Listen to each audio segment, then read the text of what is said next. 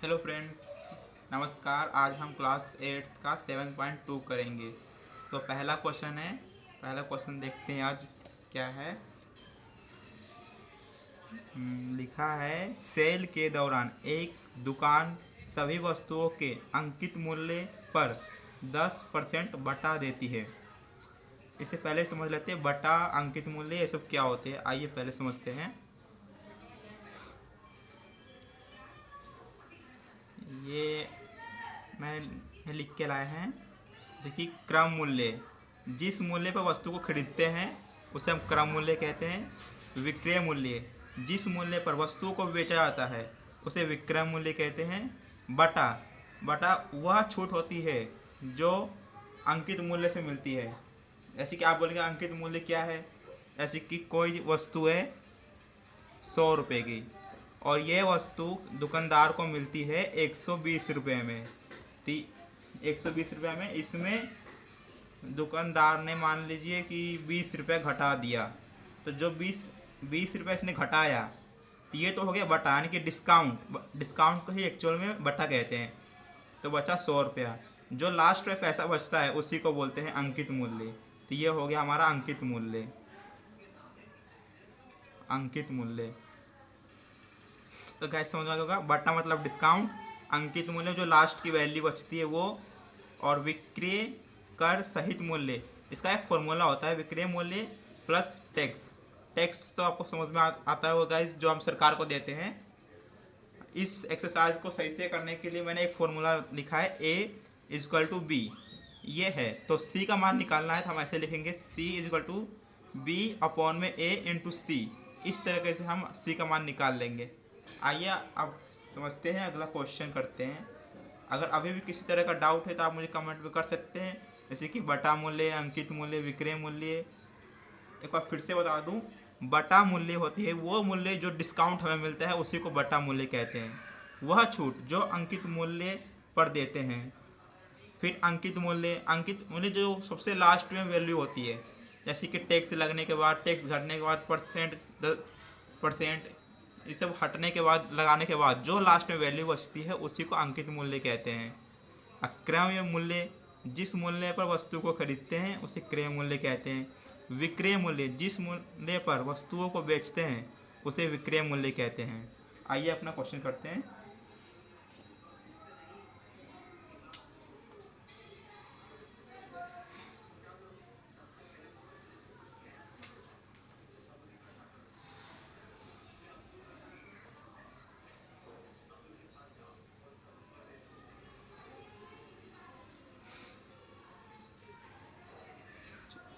लिखेंगे,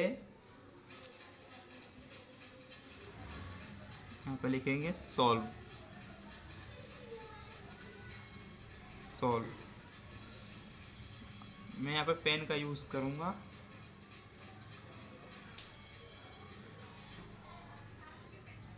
एक जीन्स का अंकित मूल्य, एक जीन्स का अंकित मूल्य, एक जीन्स का अंकित मूल्य हमें दे रखा है 1450। ये हमारा एक जीन्स का अंकित मूल्य है। और आगे दो कमीज जिनमें से प्रत्येक का अंकित मूल्य 850 रुपया है।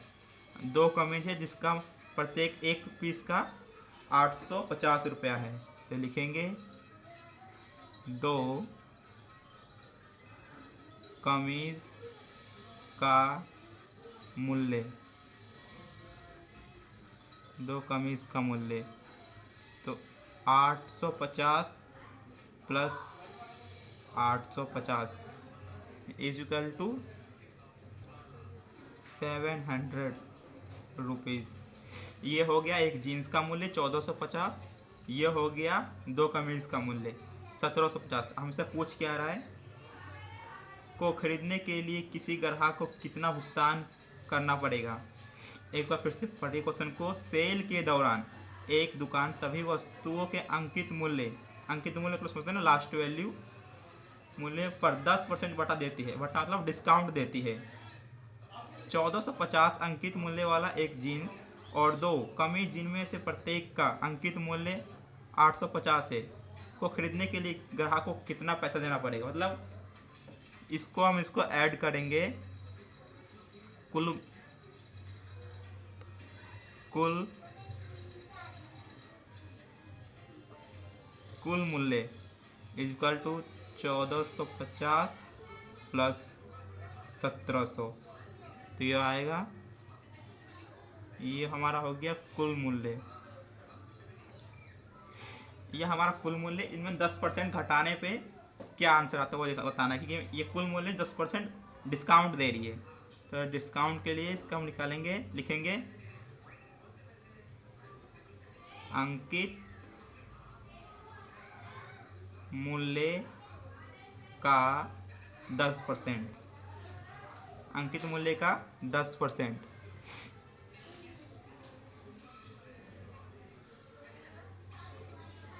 तो अंकित मूल्य हमारा गाइस दे रखा है यहाँ पे, लास्ट वैल्यू जो होती है 3150 का हो जाएगा गुना 10 का ये परसेंट का नीचे 100, इस जीरो से ये जीरो कट गया, ये जीरो से ये जीरो कट गया, तो आ गया ये लास्ट में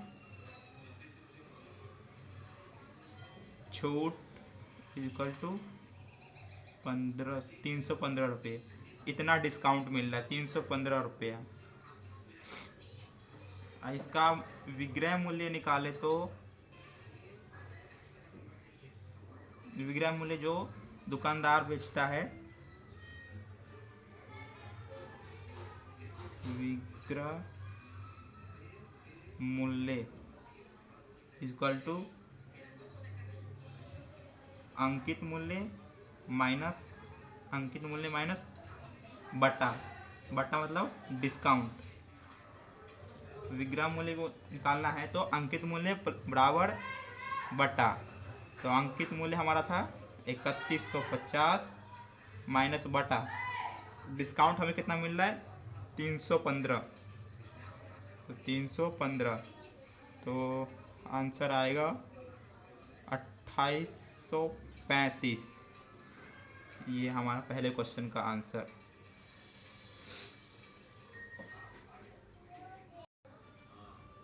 दूसरा क्वेश्चन है, एक टेलीविज़न का मूल्य 13,000 है, इस पर 12% की दर से बिक्री कर वसूला जाता है। मतलब एक टीवी है, उस पर सरकार 12% ब्याज लेती है, यानी कि वो टैक्स समझते हो ना, कर, ब्याज नहीं, सॉरी, टैक्स लेती है 12%। यदि विनोद इस टेलीविज़न को खरीदता है तो उसके द्वारा भुगतान की जाने वाली राशि ज्ञात कीजिए। मतलब ये बोल रहा है कि जो विनोद है, विनोद एक टीवी खरीदता है जो 13,000 में मिलता है, उसमें 12% जो है टैक्स वो सरकार को देता है। तो पूछ रहा है तो उसके द्वारा भुगतान की जाने वाली राशि बताइए। चलिए ज्ञात करते हैं।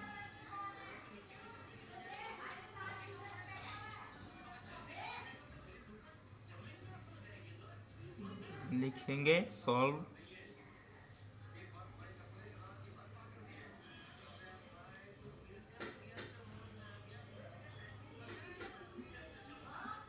लिखेंगे टीवी का मूल्य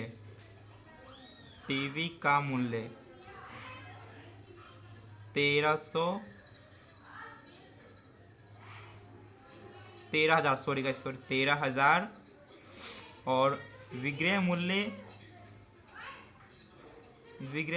वो होता है जो दुकानदार बेचता है, दुकानदार टैक्स लगाकर बेचेगा, यानी कि कर इज इक्वल टू 12%। तो लिखेंगे 13,000 का 12%, 13,000 का 12%, तो करेंगे 13,000 का हो जाएगा गुना 12% का नीचे 100, ये 00 से 00 कट जाएगा, बचेगा 130। 130 को अगर हम 12 से गुना करेंगे तो आएगा 1560 रुपये। लिखेंगे विनोद द्वारा दी जाने वाली राशि, विनोद द्वारा दी जाने वाली राशि इक्वल टू टीवी का मूल्य, टीवी का मूल्य प्लस कर। टीवी का मूल्य, तो टीवी का मूल्य दे रखा है यहाँ पे 13,000 प्लस कर हमने अभी निकाला था 1560, सॉरी 1560। इनको हम ऐड कर देंगे तो आएगा 14,560 रुपया। इसको इतना भुगतान करना पड़ेगा। तीसरा क्वेश्चन है, अरुण एक जोड़ी स्केट्स किसी सेल से खरीद कर लाया जिस पर दिए गए बटे की दर 20% है। मतलब अरुण है जो एक स्केट्स जूते लाया है, उसको उस पर 20% डिस्काउंट मिला है, 20% थी, यदि उसके द्वारा भुगतान की गई राशि 1600 रुपये है तो अंकित मूल्य ज्ञात कीजिए। अब हमें अंकित मूल्य ज्ञात करना है। मतलब उसने 1600 रुपये दिए दुकानदार को और उसको 20% डिस्काउंट मिला, तो इसका अंकित मूल्य क्या होगा? चलिए देखते हैं इसका अंकित मूल्य। लिखेंगे अंकित मूल्य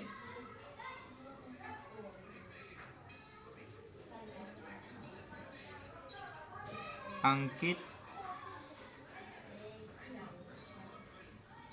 मूल्य इज इक्वल टू अंकित मूल्य इज इक्वल टू विक्रय मूल्य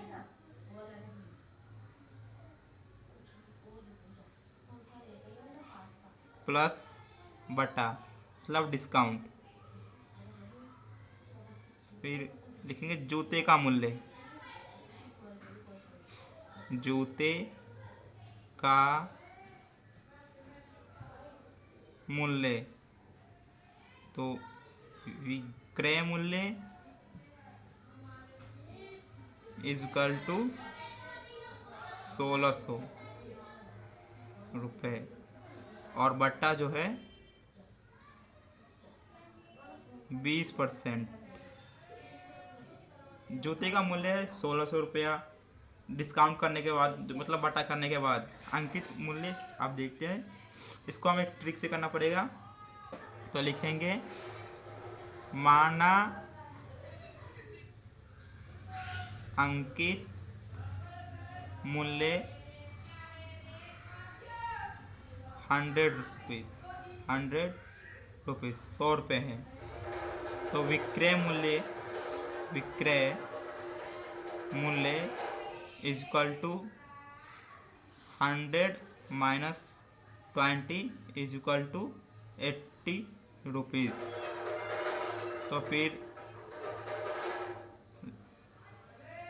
तो फिर लिखेंगे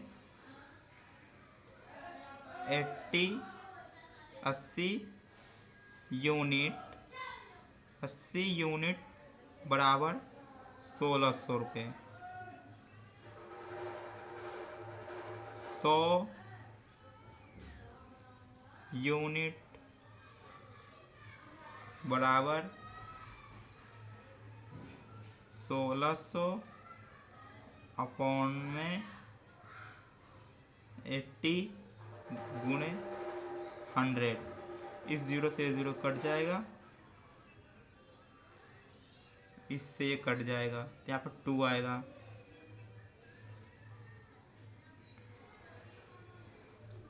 तो 2 और 0 अपन की हो गया 200 इंटू 10, 200 इंटू 10 गुना करेंगे तो आ जाएगा 2000 इसका आंसर। चौथा क्वेश्चन है, मैंने एक हेयर ड्रायर 8% वेट सहित, वेट तो यहाँ पे वही डिस्काउंट है, सहित 5,400 रुपये में खरीदा। वेट जोड़ने से पहले उसका मूल्य क्या है?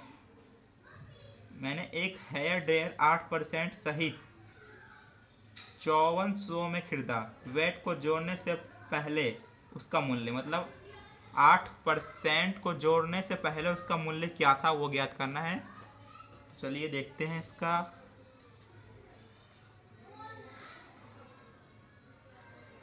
लिखेंगे वेट सहित हेयर का मूल्य, वेट सहित हेयर का, हेयर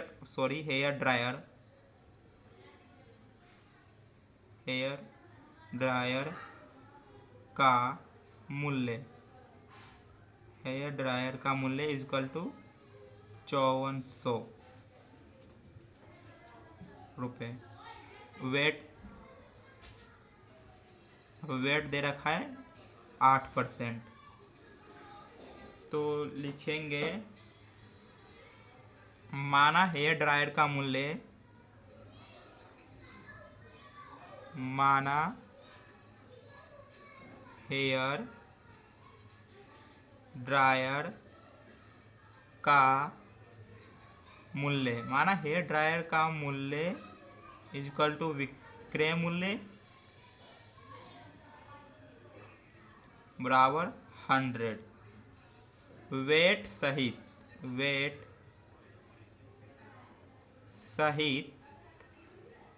मूल्य, वेट सहित मूल्य equal to 100 plus 8 equal to 108। तो लिखेंगे 108 यूनिट इक्वल टू 5400 रुपीज़।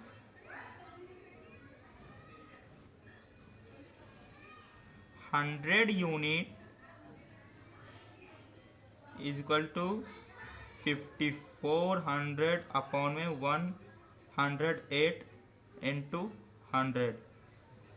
00 से ये 00 कट जाएगा, 54 से 100 ये कट जाएगा, ऊपर बचेगा 50 और यहाँ पे 1 और ये 00, तो आएगा 100 गुणे 50, इसका गुना करेंगे तो आ जाएगा 5000।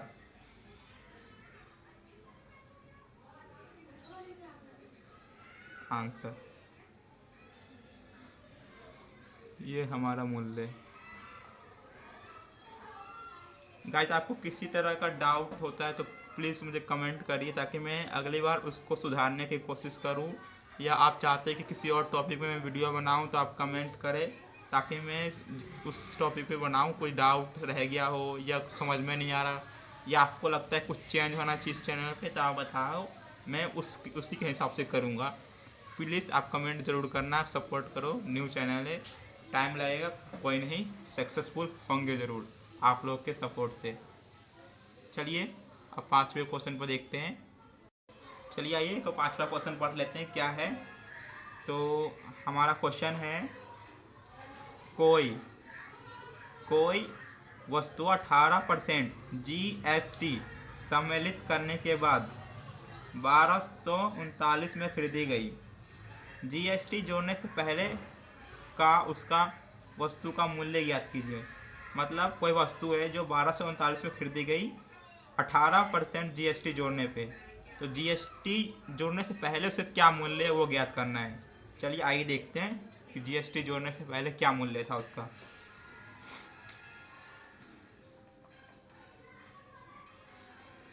तो लिखेंगे GST के सहित, GST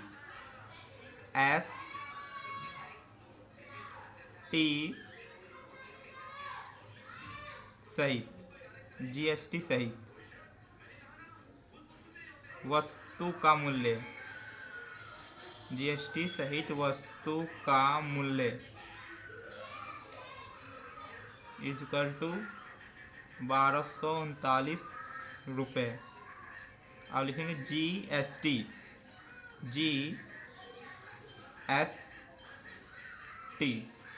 जीएसटी है 18%। लिखेंगे माना विक्रय मूल्य इक्वल टू 100 रुपीज़। कर सहित मूल्य, कर सहित मूल्य equal to 100 plus 18 equal to आएगा 118। तो 118 यूनिट इक्वल टू 1239 रुपीज़। तो 100 यूनिट इक्वल टू 1239 अपॉन में 118।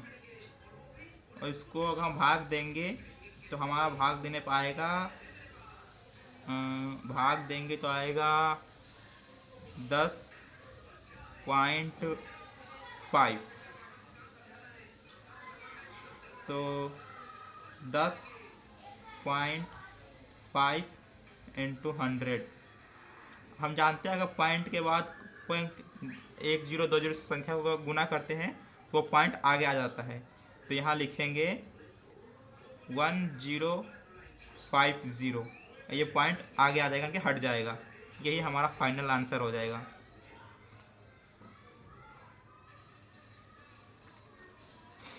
गाइस किसी भी तरह का डाउट हो तो प्लीज़ कमेंट करें ताकि मैं अगली बार उसको सुधारने की कोशिश करूं।